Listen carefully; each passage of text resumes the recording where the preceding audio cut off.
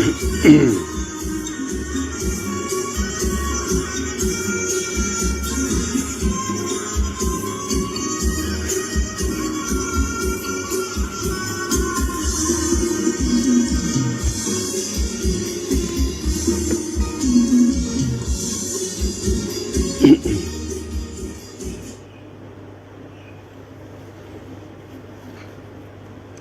็ขอยกมือ10 นิ้วกราบนอบน้อมยังพระติรัตนแก้วเจ้าตั้ง3 ประการอันมีพระพุทธเจ้าพระสัทธรรมเจ้าพระสังฆเจ้าอันเป็นสรณะที่เปิงตีเคารพนับถืออันสูงสุดในชีวิตกราบคารวะแทบไตไวยสาปารมีธรรมพระมหาเถรานุเถระเจ้าคณะพระสังฆาธิการภิกขุสงฆ์องค์เนนจุตนจุองค์โดยความเคารพขอเจริญสุขเจริญพรสาธุชนญาติโยมพุทธบริษัทติ่นจองห้องวัดจุหนุ่มเท่าใจยิงก็ขอน้อมต้อนรับทุกท่านเข้าสู่รายการมรดกธรรมกำเมืองและสารธรรมกำเมืองต่างสถานีวิทยุกระจายเสียงพระพุทธศาสนาแห่งชาติและสังคมคลื่นเพื่อการศึกษาพระพุทธศาสนาและวัฒนธรรมคลื่นพระพุทธศาสนาและจริยธรรมคลื่นวิทยุสีขาวเพื่อเจ้าประชาและคลื่นของสรปีปริยัติศึกษาส่งสัญญาณออกอากาศต่างคลื่นความถี่ของวัดฝ่ายหินนี่ก็ FM 104.50 เมกะเฮิรตซ์คลื่นพระพุทธศาสนาและจริยธรรมในความอุปถัมภ์ของมูลนิธิพระบรมธาตุเจ้าดอยสุเทพก็กระจายเสียงในระบบ FM 96.0 เมกะเฮิรตซ์ในคลื่นวิทยุสีขาวเพื่อเจ้าประชาก็ตั้งแต่เชียงใหม่ลำพูนลำปางแพร่น่านซึ่งได้รับเมตตาจากท่านเจ้าจารย์พระครูอภิวัฒนวิกรมท่านผู้อำนวยการสถานีหรือว่าผู้ควบคุมสถานีร่วมกับทางผู้อำนวยการทุกๆสถานีตลอดจนทางคลื่นสารปีปริยัติศึกษาของคณะสงฆ์อำเภอสารปีก็ออกอากาศทางคลื่นความถี่ FM 87.50 เมกะเฮิรตซ์อันนี้เป็นทางสถานีวิทยุที่ได้รับเมตตาจากด้านผู้อำนวยการสถานีได้เมตตาลิงก์สัญญาณวัดถวายเวลาให้กับตุลุงนอกจากนั้นก็ทางหน้าจอ Facebook Live ของวัดวังสิงห์คำทางเพจรายการมรดกล้านนาแล้วก็ทางหน้าจอ Facebook Live ของ FC แฟนรายการทุกรูปทุกท่านที่ได้เข้ามาแล้วก็ได้แชร์รายการนี้ไปยังหน้าจอกลุ่มเพื่อนๆของทุกท่านตัวก็ปะกันวันนี้ต้องขอสุมาอภัยเข้าสถานีอาจจะเข้ารายการอาจจะล่าช้าไปเวลาก็ล่วงเลย10 กว่านาทีเพราะว่ามัวแต่เครื่องส่งมันใหม่อยู่เครื่องส่งแต่ว่านี้ก็ต้องขอบพระคุณกับคุณโยมถิ่นฐานเจ้าหน้าที่ของทางสถานีวัดฝ่ายหินและก็เมตตาของท่านผอ. 104ท่านอาจารย์พระครูสมุวิสุวัฒน์วรกิจโจได้มาดำเนินการติดตั้ง เปลี่ยนแอมเปลี่ยนสายเปลี่ยนอุปกรณ์เครื่องส่งทางวิทยุทางนี้ใหม่หมดเลยเปลี่ยนทั้งชุดเนื่องจากเครื่องเก่าก็ใจมาหลายปีทำให้เสียงมันบ่ค่อยเป่งค่อยป้อยก็เลยขอเมตตาตั้งโยมถิ่นฐานเจ้าหน้าที่ของสถานี104 ก็ได้มาอำนวยความสะดวกมาแก้ไขเปลี่ยนอุปกรณ์ใหม่ทั้งหมดตุลุงก็ยังบ่ค่อยคล่องเนอะบอกว่าจะตั้งหน้าจอห้องส่งก็ดีแล้วก็ตั้งไลฟ์สดก็เลยทำให้เข้ารายการช้าไปไม่เป็นไรเนาะมาช้าดีกว่าไม่มาวันนี้ก็ตั้งคลื่นของตั้งคลื่นสีขาวก็คงจะไล่สดหรือว่ายิงสัญญาณไปทั่วก็ตรงนี้ไปก็จะเป็นปกติเนาะถ้าบัติดกัดภารกิจการใด ตุลุงก็จะมาพบมาปะกับญาติธรรมสมกับที่คิดถึงกันโดยเฉพาะแล้วก็เมื่อก่อนมีศาสนกิจมีภารกิจประกอบกับทางด้านสุขภาพไม่ใช่สุขภาพจิตนะด้านสุขภาพร่างกายก็ไม่ค่อยเต็มร้อยก็เลยทำให้ขาดหายไปพ่องเป็นเทปไปแต่ในช่วงพรรษานี้ก็กิจการคณะสงฆ์ก็เบาบางลงศาสนกิจก็เริ่มเบาบางลงก็ได้มีโอกาสมีเวลาได้มาพบมาปะกับญาติโยมศรัทธานาบุญเฮาท่านทั้งหลายตัวเองก็สภาพอากาศในช่วงนี้หน้าท้องฟ้าหน้าฝนด้วยความเป็นห่วงเนอะจากตุลุงในวังจากตังทุกสถานีโดยเฉพาะแล้วพอทางบนฟ้าก็อึมครึมบางวันก็ตกหนักบางวันก็ตกน้อยน้ำสะสมขึ้นก็โดยเฉพาะ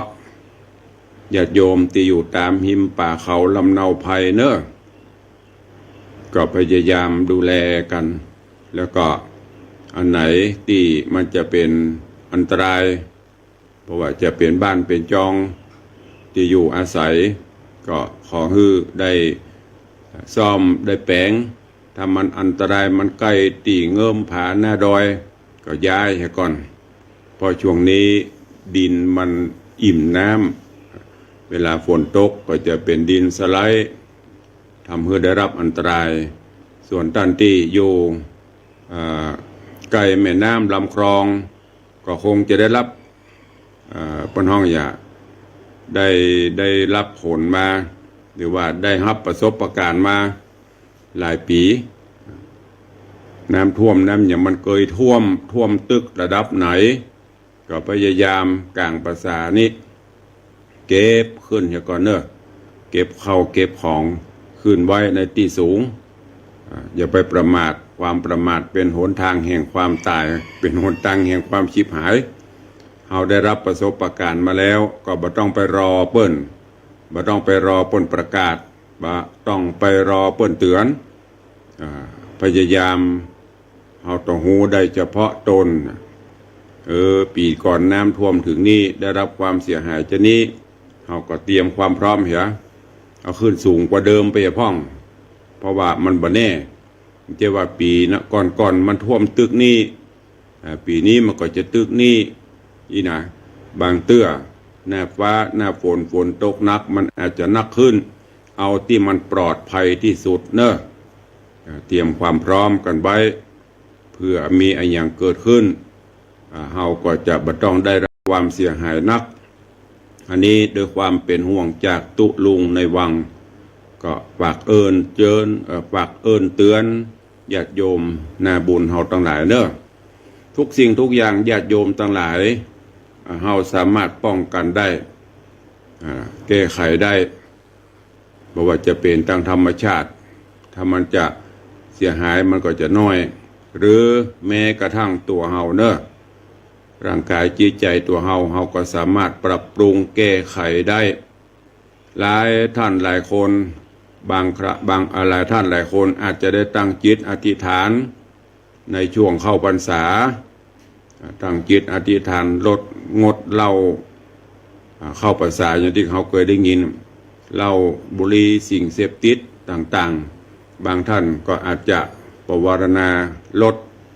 หรือว่าอธิษฐานงดหรือเว้นตลอดไปเพื่อสุขภาพอันนี้ก็ขออนุโมทนาเนอะ อันไหนที่มันหันว่ามันบดี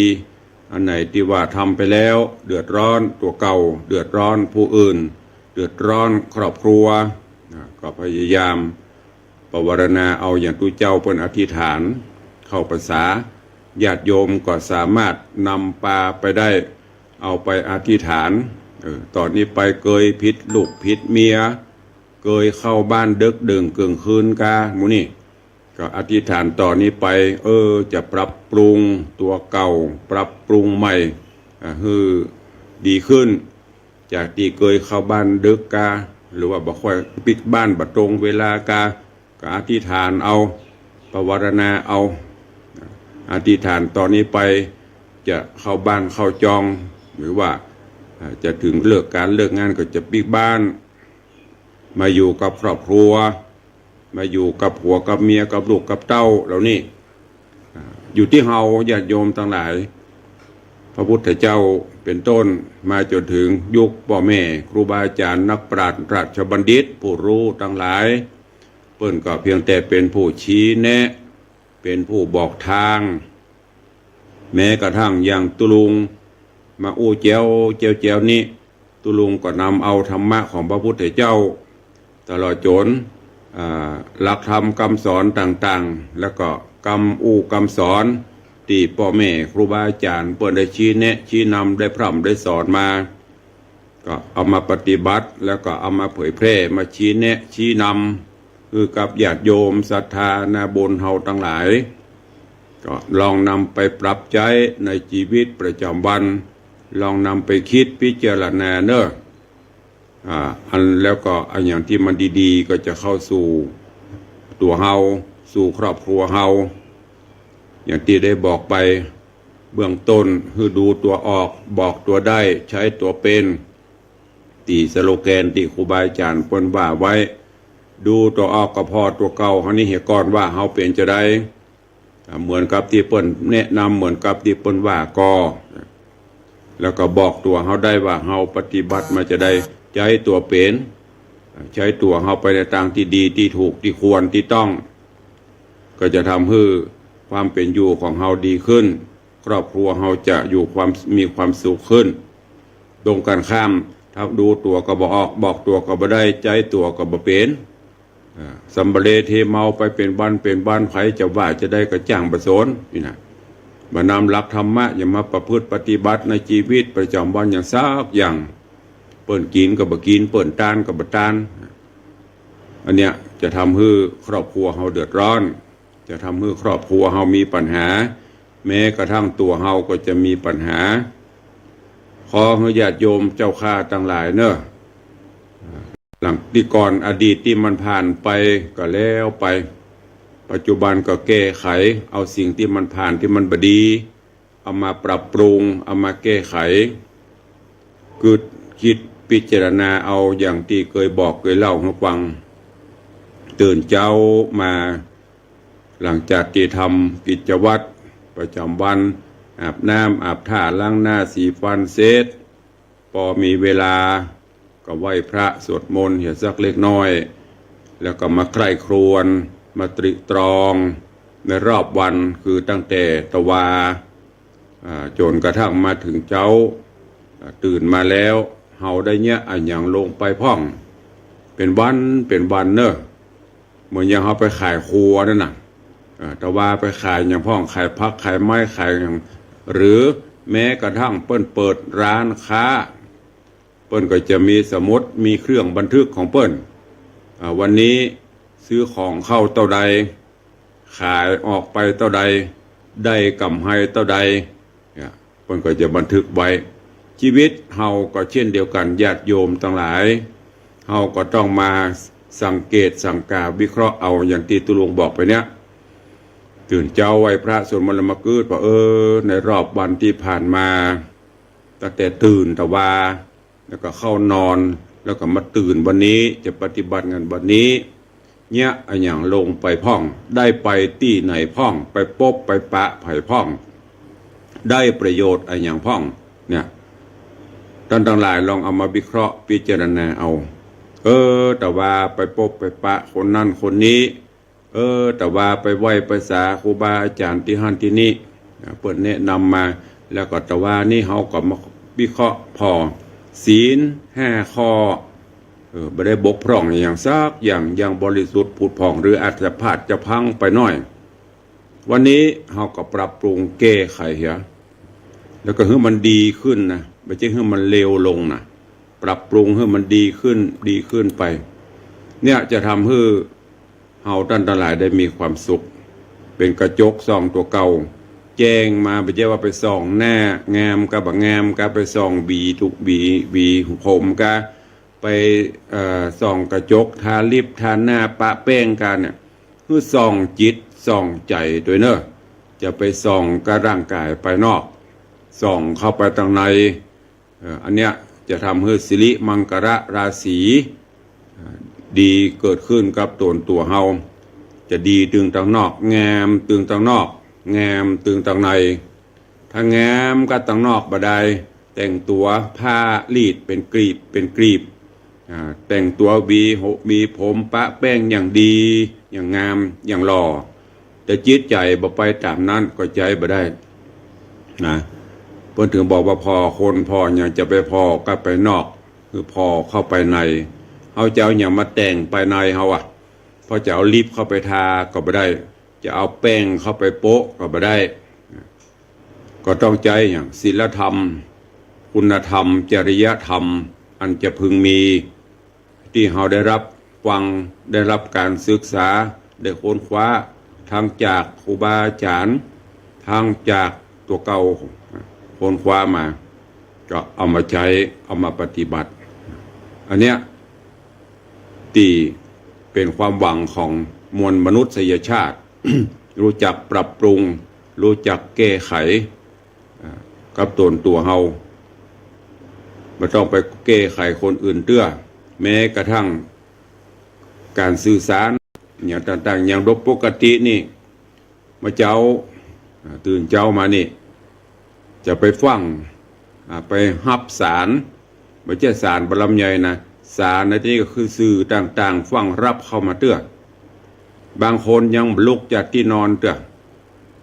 โดยความติดชินติดงมความซ้ำเปียโทรศัพท์มาพอละแม่ก็ไม่ได้ล้างปากก็ไม่ได้สีฟันพอข่าวพอหยังไผ่โทไผ่ไล่ไผ่ยังมาถ้าเป็นข่าวดีก็ดีใจถ้าเป็นข่าวร้ายก็เอาละเกิดความเศร้าหมองจิตใจเศร้าหมองแต่เจ้าเพราะนั้นยังบ่ต้องยิ่งอย่างเตอลองปฏิบัติไหว้พระสวดมนต์หรือว่าอาบน้ำขึ้นมาตื่นมาบริหารร่างกายแกว่งแขนกาสุมาเดดิดดิ้วไปเพื่อร่างกายกระตุ้นร่างกายก่อนเสร็จเรียบร้อยก็ไปอาบน้ำอาบท่าอาบน้ำอาบท่าแล้วมีเวลาจะมานั่งจิบกาแฟอาบน้ำอาบท่าเสร็จก็ไหว้พระสวดมนต์อย่าสัก3-4-5 นาทีก็มานั่งจิบกาแฟมานั่งคิดไต่ตรองอย่างที่ตุลุงบอกตะเกียบภัยปฏิบัติได้จะก็จะทำให้ครอบครัวมีความสุขตัวเองมีความสุขเนอะจะนั่งเมอนะนั่งคิดพิจารณาจะไปคิดไปนอกกรอบนะคิดไปตามนั่นเกิดแจ้งมาหันข่าวถ้ามันดีก็ดีใจถ้ามันบ่ดีก็จะเศร้าหมองข่าวสารต่างๆก็เหมือนกันเนอะเสพข่าวก็ให้มีปัญญาพินิจพิเคราะห์พิจารณาเอาจะไปหันเปิ้นเขียนข่าวอ่านข่าวเจื้อโดยบ่พิเคราะห์โดยบ่พิจารณายิ่งข่าวอย่างที่เปิ้นว่าน่ะข่าวหายลงฟรีข่าวดีเสี่ยงสตางค์เนี่ยแต่บัดแต่หลวงพ่อเถอะข่าวหายลงฟรีข่าวดีเสี่ยงสตางค์ข่าวหายก็มันคือความหมายถึงข่าวเนี่ยอย่างที่มันเป็นสปะในสื่อเนี่ยถูกหุบถูกผิดหัวลงไปก่อนเว้ากันไปก่อนคอมเมนต์ด่ากันไปก่อนมาลูนมาไม่มีมูลความจริงเพื่อมันมีมูลความจริงมันดังไปละเหมือนพลุแตกละข่าวดีนี่เปิ่นจะเนี่ยการเนี่ยงานอย่างตุลุงจัดรายการเนี่ย ลองไปพอเถอะแชร์ไปสัก6 ลายแล้วก็แชร์ไปสัก4-5 ลายแล้วก็เข้ามาพอแล้วก็เลื่อน จะมานั่งพอไปแจ๊บนะหรือรายการดีๆนี่ลองพอเถอะมันค่อยมีไผ่สิบมาค่อยมีไผ่แชร์นะบ่ค่อยมีไข่แชร์ข่าวสารงานบุงานต่างๆที่เป็นประโยชน์เนี่ยแชร์ไปก็บ่ค่อยมีใครสนใจอันเนี้ยญาติโยมเฮาตั้งหลายปัจจุบันนี้ระหว่างแมงเพิ่งกับแมงงูนหัวเขียวแมงงูนหัวเขียวนักนั่นประเดี๋ยวนะเพิ่งเริ่มหายไปละหายไปอุเตือนี้ตำวัดตำวาตามต้นไม้ใหญ่จะมีพึ่งใหญ่พึ่งหลวงนักเรียนแมงงูนหัวเขียวจะนักแมงงูนหัวเขียวหมายถึงอะไรอย่างก็คือชอบสอดหูสอดหันเรื่องราวของเปิ้นบ่พอตัวเก่าอย่างที่เคยบอกตุลุงก็แนะครูบาอาจารย์เคยบอกนะชี้เปิ้นนิ้วเดียวซ้ำเติมคนอื่นถ้าตกตัวเก่าแล้วจะหูซึกเป็นว่านะตกตาเปิ้นเป็นดีไข้หัวตกตาตัวเป็นดีไข้ให้หันเปิ้นได้รับความจิบหายหันเปิ้นได้รับผลกระทบอย่างต่างซ้ำเติมเหยียบย่ำทางที่จะเป็นความจริงบ่เป็นความจริงฮู้บ่ฮู้เฮากับบ่หันบ่ได้อยู่ในเหตุการณ์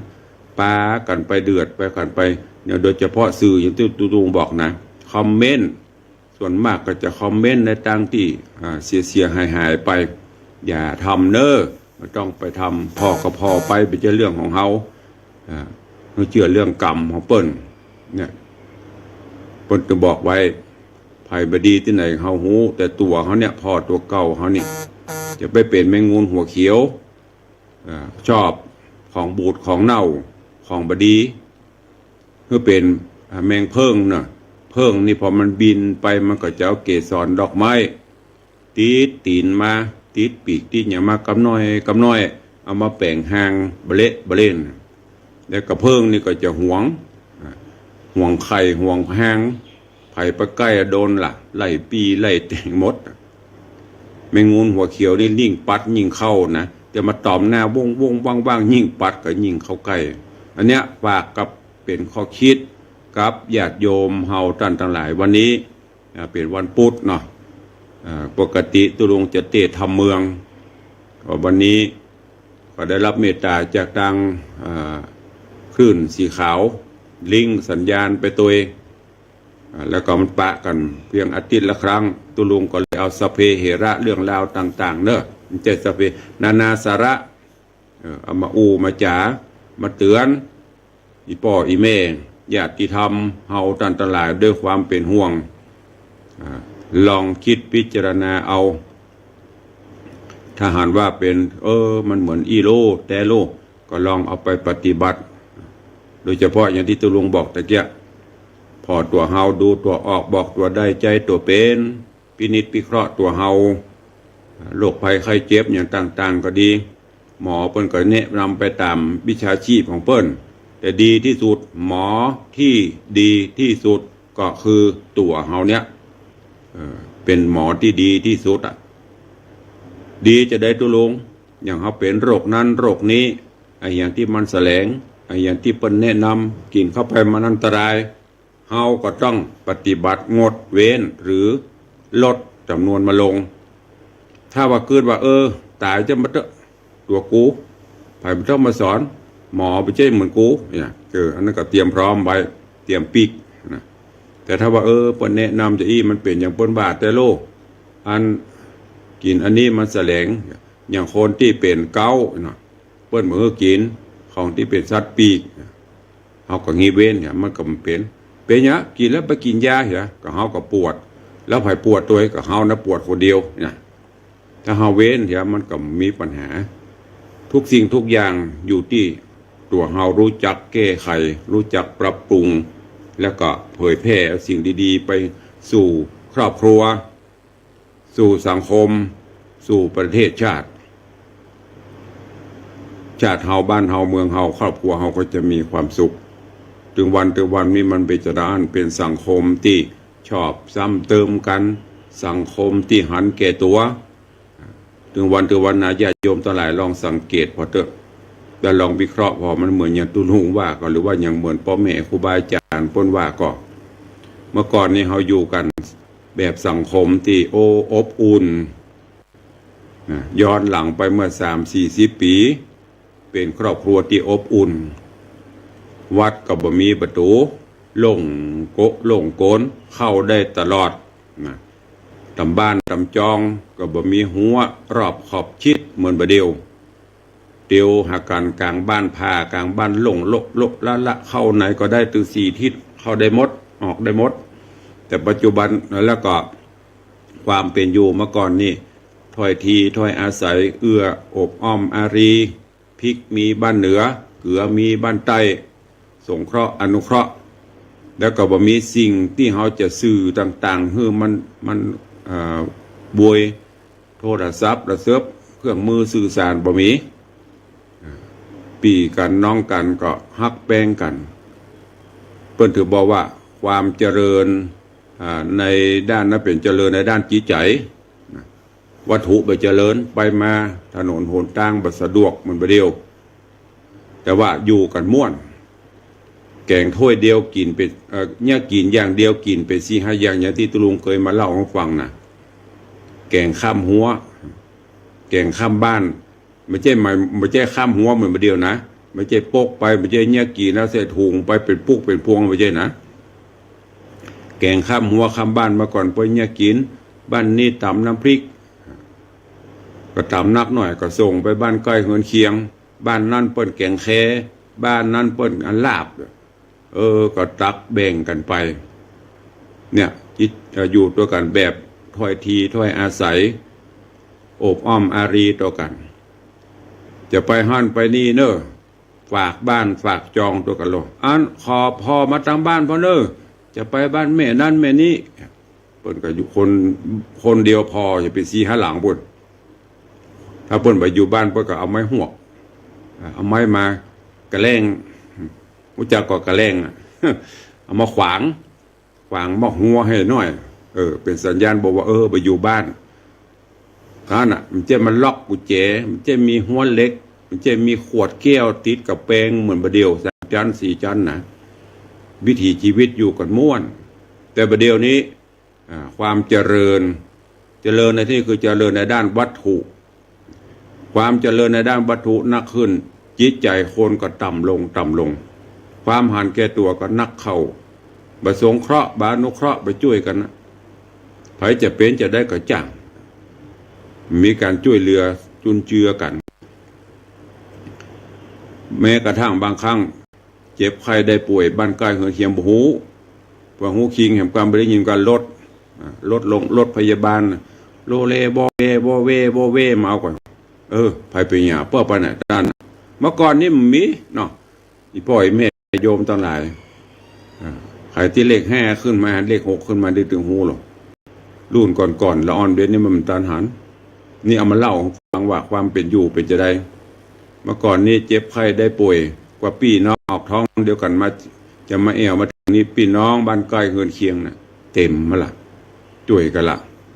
เดี๋ยวนี้ไผเป็นหยังกระโบไปโรงยาปุ่นพอมีอย่างมีรถกู้ภัยมีรถกู้ชีพมีเกือบทุกอบตทุกเทศบาลเลยความที่จะมานุเคราะห์สงเคราะห์กันไม่ค่อยมีเมื่อก่อนนี้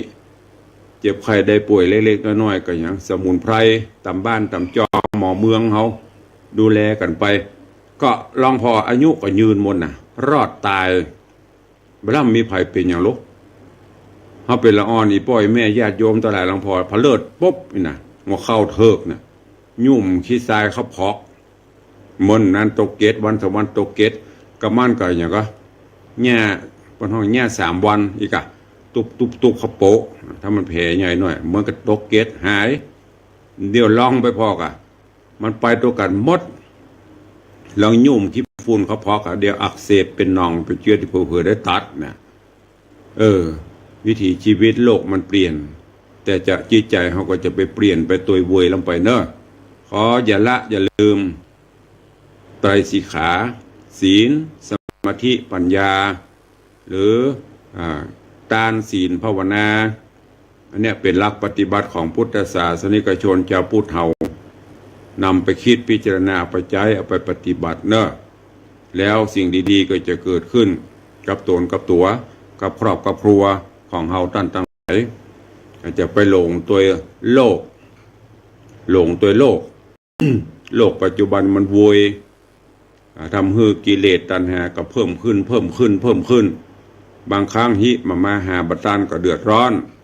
ลูกหลานเยาวชนคนดีเฮาก็เหมือนกันเนอะจะไปตามกระแสจะไปตัวเปื่อนตัวฝูงนะเป็นห่วงอินดูป่ออินดูแม่เจงไปเจงมาก็ยังฮะต้องเตรียมละเตรียมอย่างเตรียมปัจจัยเตรียมสตางค์ลูกจะไปโรงเรียนขี้หมูขี้มากับคนละซาวนะใหญ่ขึ้นมาแล้วก็30ใหญ่ขึ้นมาแล้วก็100 2 คนก็200เดือนไปต่อได้ละลูกก็เหมือนก็ขอเนอะพยายามอินดูป่ออินดูแม่กว่าจะได้เงินได้ทองมาลำบากจ่ายเงื่อประหยัดมัธยัติไม่ต้องไปตัวเปื่อนตัวปวงป้อถ้าได้โทรศัพท์รุ่นนั้นเนอะรุ่นนี้มันตกรุ่นก็มันฮัลโหลได้ก็เอาแล้วลูกเฮ้ยมันฮัลโหลได้มันติดได้ก็เอาละถ้าเขาเป็นนักธุรกิจปันร้านอย่างเปิ้นเนี่ยนั้นตุลุงก็ตึงว่าจะซื้อเครื่องจะได้ก็ได้นั่นเปิ้นใจและเปิ้นมีประโยชน์แต่ของลูกหลานตั้งหลายใจอย่างมีการเล่นเฟซเล่นไลน์เล่นแชทหากันเหียประโยชน์จะแนะมันบ่เกิดพ่อแม่ก็ต้องตัวใจอันนี้ฝากไว้เนอะวันนี้นานาสาระในเจ้าวันนี้บ่ายวันนี้ติตุลุงได้นำมาอู้มาจ๋าลูกหลานไผ่ฟังก็ดีเนอะหรืออีป่อยแม่เฮาทั้งหลายฟังแล้วลองเก็บแกะก้อนไกเอาเนอะวันนี้สปะสปันนาสาระก็คือบันพ่องอดีตพ่องมาอู้ผสมฮื้ออีป่ออีแม่ญาติโยมทั้งหลายได้รับฟังกันเนอะก็วันนี้เวลาก็ล่วงเลยบุยนะเกฮะก็เหลือเวลาเข้าสู่หมวดท้ายรายการวันพุกก็ก้อยฟังกับพระสุรินตะกันต่อเนอะดังคลื่นสารปีก็ดีคลื่นประจำวันนะเพราะว่าวันนี้กระจายเสียงจากเชียงใหม่ไปถึงเมืองน่านพุ่นก็ถ้าเอาทำมาเทศมันก็ได้ปฏิปต่อกันเนาะก็เลยเอานานาสาระมาอู้มาจ๋าปบปะกับญาติธรรมญาติโยมทั้งหลายตัววันนี้ที่ตุลุงเหมาล็อกแรกล็อกแรกเนี่ยมันตึงพอสปะเครื่องมีตึงเครื่องส่งไปทางห้องส่งวิทยุแล้วก็ตั้งไลฟ์สดตัวสัญญาณดีบดีวันนี้ก็เมตตาแจ้งเข้าให้ตุลุงตัวเนอะ ก็เดี๋ยวใต้รายการก่อนฟังโทษเด้อก็เดี๋ยวจะบอกให้สัญญาณวันนี้เครื่องไม่สายก็ไม่แต่คนจัดคนเดิมสัญญาณจะเป็นจะใดก็แจ้งเข้ามาเนอะก็ในช่วงนี้ก็มีข่าวสารต่างๆวันนี้ก็ลืมไปนะบ่ได้เอาเข้ามารายการรถด่วนขบวนพิเศษของคณะสงฆ์จังหวัดเชียงใหม่สินที่2นี่ลงที่ไหนลืมไปละเอกสารตุลุงบ่ได้มาเตรียมไว้แล้วก็วันนี้วันพุธวันพฤหัสวันศุกร์วันเสาร์ก็ของคณะสงฆ์สารปีทุกวันเสาร์เนอะไปร่วมกันกิจกรรมแล้วนี่ก็ทุกตำบลที่พ้นจัดไปร่วมกิจกรรมส่งเสริมพระพุทธศาสนาเฮาไปพบไปปะกันนะตลอดจน ในช่วงเข้าพรรษาก็จะมีกิจกรรมงานทุกวัดโดยเฉพาะกิจกรรมฟังเทศน์ฟังธรรมก็จะไปลืมวัดผ่านไปละ1 ศีล 1 วันพระค้างแหม12 ศีลไปตั้งหน้าจนถึงวันออกพรรษาก็พยายามตั้งจิตอธิษฐานอย่าละเนิ่นไปกันทุกวันพระวันศีล12 ศีลไปฟังเทศน์ฟังธรรมด้วยกันวันนี้ก็ตุลุงก็ขอประชาสัมพันธ์ข่าวสารทางวัดวังสิงห์คำเพื่อกับญาติโยมทั้งหลายได้รับทราบแห่งกำเนิดก็คืองานทำบุญอายุวัฒนมงคลครบรอบ63 ปีของตุลุงตามปกติที่ได้แจ้งทุกปี21 หรือ21 สิงหาคมเนอะก็เชิญชวนญาติโยมพุทธบริษัทเฮา ได้มาร่วมกิจกรรมงานด้วยกัน วันที่21ปีนี้จากวันเดียวไปฟังบีบไปฟังนี่ตุลุงจัดรายการวิทยุอยู่เนอะไข่กดออดน้องเน่งกำลังจัดรายการวิทยุอยู่ไปหาทุเจ้าขับปุ้นกับเนอะโยมได้จะมาทำบุญกดออดน้องเน่งใครจะอู้ใครจะกับตุลุงก็เข้ามาเนอะ0817836540หรือ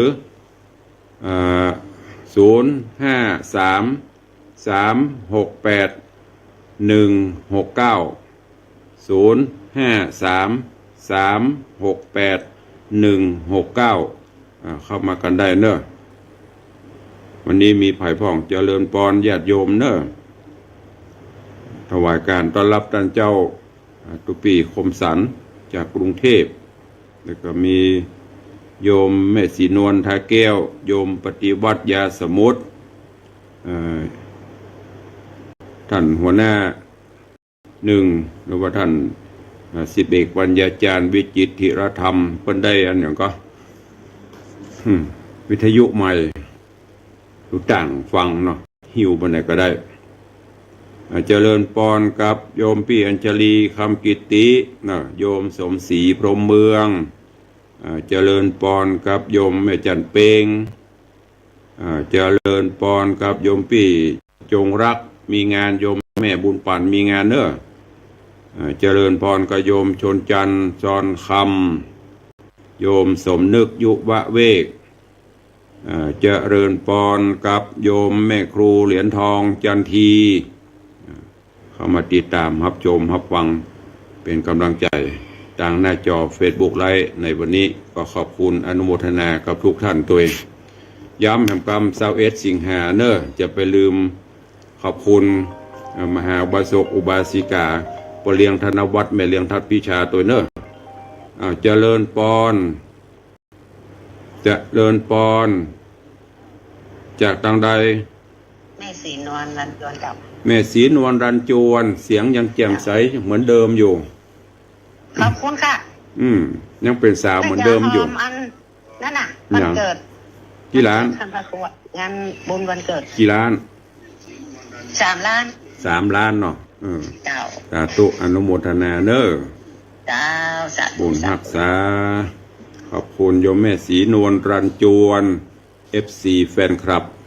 จริงจังจริงใจต่อกันตลอดร่วมโมทนายุวัฒนะมงคลวันเกิดตุลุง300 บาทสาธุอนุโมทนาเนอะเอาใครจะอู้ตัวใครจะร่วมบุญกุศลเชียงใหม่ละปูนลำปางแป้น่านเข้ามาได้เนอะ0817836540 0533681169มีไหม FC ต่างบ้านมีกระเมศรีนวลรันจวนเข้ามาละ1 สายนอกมีไหมใครฟังพ่องขอกำลังใจถ้ามาดักปิ้งอีนะอู้ซื่อทางบ้านทางจองทางสถานีนะมันมีใครฟังก็ถ้าจะได้ล่ำลาเนอะแต่ว่าน้อยใจก็มีพ่องจะรายการเป็นชั่วโมงมีใครอู้มีกำลังใจสักคนดักปิ้งแสดงว่าเรตติ้งตกขนาดกูเตือนนี่ใครจะอู้มันเปิดอะไรเขาโลไม่ได้ดักปิ้งไปไหนกันหมดแล้วโบตุลุงจันมาได้หลายแล้วหรอกมีไหมทางบ้านทางเฟซนี่มีปัญหาเปิดถึงเข้ามาแล้วเปิดก็คอมเมนต์มาเรื่อยๆทางบ้านมีไหม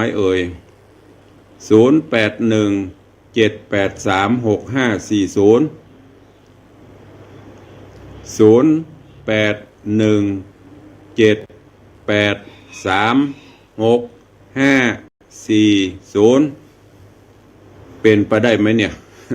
จากเชียงใหม่ละปูนเชียงไฮ้แป้น่านมีใครฟังตุลุงสักคนอีกถ้าตุลุงว่าเขาจมหาเหมาะอยู่อันนี้มาจากที่ไหนสายที่2ของวันนี้สาธุ อันนี้แฟนพันธุ์ครับแฟนแท้ครับ ขอบคุณหลายเอาเจริญปอนสายที่นี่จากทางใด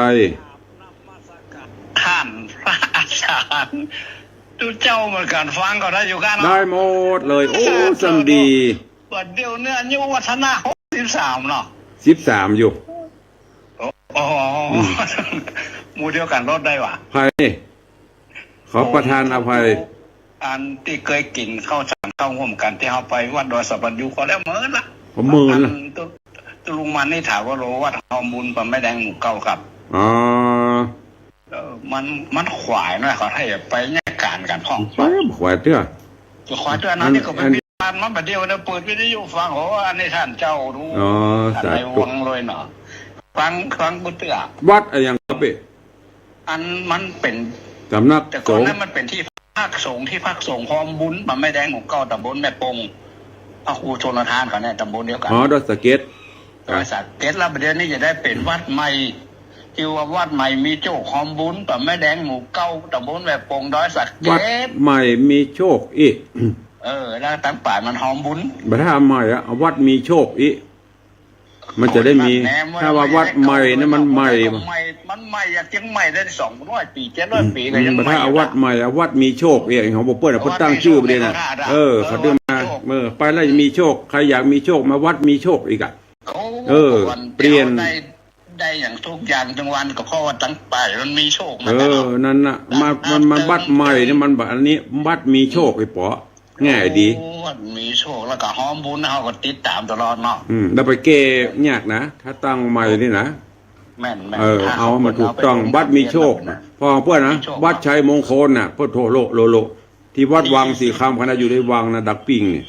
โอ้โหปัจจัยแล้วก็เจ้านักเป็น เอาสาธุกราบขอบพระคุณจานเนอร์เดี๋ยวมีโยมจะเข้าอยู่ กราบนมัสการถวา สาย ความ ธุ เคารพท่านเจ้า ครับผ อย่างสูง ม เด้อ ครับ ขอบพระคุณท่านเจ้าวัด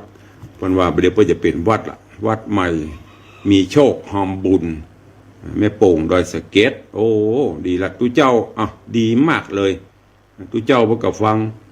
เนนกับฟัง ก็ได้มาเป็นกำลังใจของโยมนี่หายมีอีกไหมเหลือเวลาอีกประมาณ4 นาทีสุดท้ายมี3 สายเด็กชายถาวรว่าจะไร กำลังใจเนอะพระครูฝนตก ฮะ บ้านฝนตกกำลังฝนตกอยู่เมื่อไงมีน้ำเท่าไหร่ นึกว่าโตระวังแนมดี ตาผมกำลังใจครับ ลำปางมันนั้นนี่เนาะดินดูดเนาะดูดดินดูด มัน มัน แห้ แห้ง งเหมือนฝนตกน้อยแบบไงมีน้ำ ดีแล้วมันโตมากับชุ่มฉ่ำเนอะ กำมันกำลังใจเด้อ สาธุเนอะอนุโมทนาขอบคุณโยมปอเนอะ ครับ สายที่4โยมปอถาวรพิริยะสาธุอนุโมทนาบุญสายที่1วันนี้โยมแม่ศรีนวลรันจวนจากแม่ริมสายที่2แฟนพันธุ์แท้สายที่3ท่านเจ้าวัดใหม่มีโชคหอมบุญถ้า7 วันครั้งต่อไปจะจำไม่ได้ก็รายงานบอกด้วยนะจะขี้ลืมนะบัดนี้นะขี้หลงขี้ลืมต่ำไว้แล้วก็สายที่4โยมพ่อถาวรพิริยะจากลำปางแสดงว่าสัญญาณก็กระจายทั่วอยู่แต่คนฟังไม่มี มีแหมไหมโทรเข้ามาไปลืมอย่างก็ลืมได้นะ21 สิงหาคมขอเชิญชวน FC ญาติธรรมศิษยานุศิษย์ศรัทธานาบุญทุกท่านร่วมสืบจตาหลวงเสริมปารมีจตาราศีอยู่ดีมีสุขเนื่องในโอกาสงานทำบุญครบรอบอายุวัฒนมงคลครบรอบ63 ปีตุลุงในวังณวัดวังสิงห์คำอำเภอเมืองจังหวัดเชียงใหม่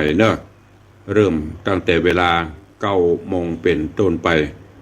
ท่านผู้ใดจะร่วมเมตตาธรรมอนุเคราะห์ร่วมเป็นเจ้าภาพสังฆทานก็ชุดละ 2,100 บาทหรือตามจิตเจตนาศรัทธาต ตลอดจนจะร่วมถวายทานต้นเงินต้นทองต้นเพชรเพื่อสมทบในการเป็นทุนกองทุนพัฒนาถาวรวัตถุในด้านการเผยแพร่ในนามของทุนนิธิวิสิตศิลาภรณ์ก็ร่วมทำบุญได้ตลอดจนมีกุศลและจิตเจตนาศรัทธาอยากจะนำโฮงทานน้ำโฮงทานอย่างต่างๆเนอะก็สามารถที่จะเอามาร่วมได้ในวันศุกร์ที่21หรือ21สิงหาคมร่วมบุญกุศลด้วยกันเนอะมีอีกไหมใครจะอู้กับตุลุง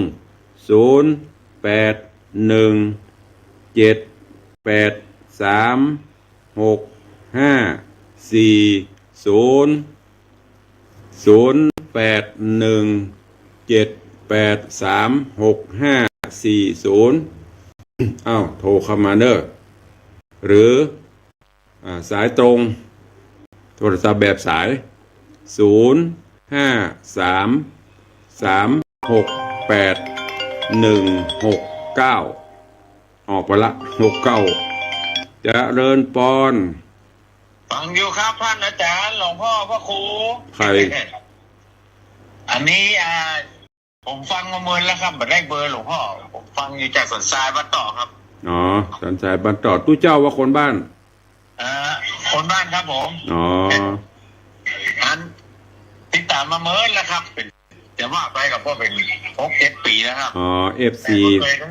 ครับแฟนพันธุ์แท้เนาะโอ้โหเสียงดังฟังชัดแล้วกันแนะนำเมื่อติกาได้กับฟังกันอ๋อฟังอยู่พ่อหลวงพ่อสวดจนจำได้ห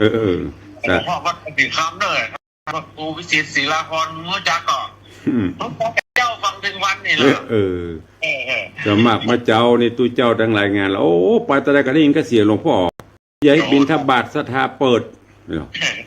ดังฟังชัดผมชัดเจนสาธุเดี๋ยวกันวันต่อไปกับฟังเมืองวันนี้วันพุธพอดีตั้งคลื่นสีขาวเพื่อลิงก์สัญญาณวันอาทิตย์ละครั้งมันก็เลยต้องเอาธรรมะที่ฟังวันนี้แบบสบาย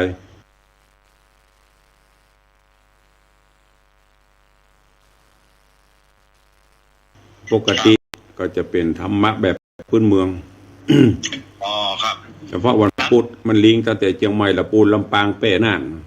อ๋อเมื่อกี้ได้ยินเสียงลำปางมาสายหนึ่งลำปางนี่ก็ฟังได้อยู่จะขึ้น104บ่าวสาวนี่กุ้มนุ่มสาวน้อยบ่าวน้อยนะ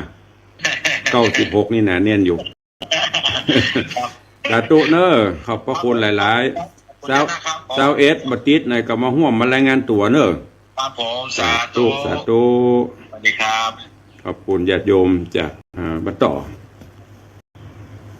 สันทรายกะไม่ละกะลืมมาแล้วประเดี๋ยวก็ลืมนะเป็น FC ติดตามฟังมาหลายปีแล้ววันนี้ได้เบอร์ก็เลยโทรมาเป็นกำลังใจขอบคุณทุกท่านเนอะเอาทดเวลาบาดเจ็บ1 นาทีมีอีกไหมตะกี้ก็ได้ไปละนาสาระสปะสปันฟังเก็บเนอะฟังเก็บเอาไปคิดเอาไปพิจารณาไปใจจะไปฟังเอาม่วนกับปอม่วนจะต้องเก็บตัวทุกรายการทุกรูปทุกท่านที่เพิ่นนำเสนอล้วนแล้วแต่มีสาระบรรนักก็น้อยเนอะอย่างเขากินข้าวแกงแคนะบางพวกมีสปะก็เลือกเอาอันไหนที่มีสาระอย่างตัวเนี้ยตุลุงเอามาฟังก็ลองเอาไปปฏิบัติทวนเฮื่อมกรรมตั้งแต่ตื่นเช้าไหว้พระสวดมนต์แล้วก็คิดทบทวนอดีตความหลังคือเมื่อตะวาที่ผ่านมามีอันไหนบกพร่องผิดพลาดแก้ไขในวันนี้แล้วก็วันต่อๆไปก็ปรับปรุงเขาก็จะมีความสุขเนอะเอาแล้วเนาะคงมีไปตุลุงและไทยก่ายตุลุงนักเกระบุนักปิ่งวันนี้มี4-5 สายจากสัญญาณถ่ายทอดไปจนแต่ละปูนเชียงใหม่ละปูนลำปางเป้น่านมีสายโทรเข้ามา5 สายหายไปหมดละวันนี้ก็ขอนำรายการจากทุกท่านไปก่อนเนาะปะกันใหม่ในวันต่อไปเนอะขอความสุขสวัสดีจุงบังเกิดมีกับทุกท่าน อยู่ดีมีสุขจุตนจุองค์จุผู้จุคนเนอจัตตารโอธรรมาวัฏันติอายุวันโนสุขังพระลัง